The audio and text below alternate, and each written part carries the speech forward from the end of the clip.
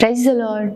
103 కీర్తన 3వ వచనం మనం చూసినట్లయితే, ఆయన నీ దోషములన్నిటినీ క్షమించువాడు, నీ సంకటములన్నిటినీ కుదుర్చువాడు అని ప్రభు ఈరోజు వాగ్దానం చేస్తున్నాడు. నిజమే ప్రియ దేవుని బిడ్డ, మన ప్రభువు మన దోషాలను క్షమించే దేవుడై ఉన్నాడు.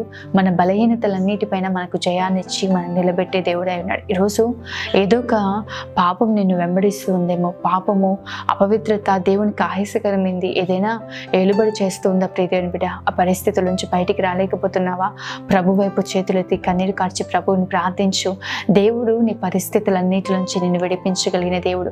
నీకున్న ప్రతికూలమైన పరిస్థితులు, నీకున్న ప్రతికూలమైన అనుభవాలు, నీకున్న బలహీనతలన్నింటి నుంచి ప్రభు నిన్ను విడిపించి నిన్ను బాగు చేయగలిగిన దేవుడు, నిన్ను క్షమించే దేవుడై ఉన్నాడు.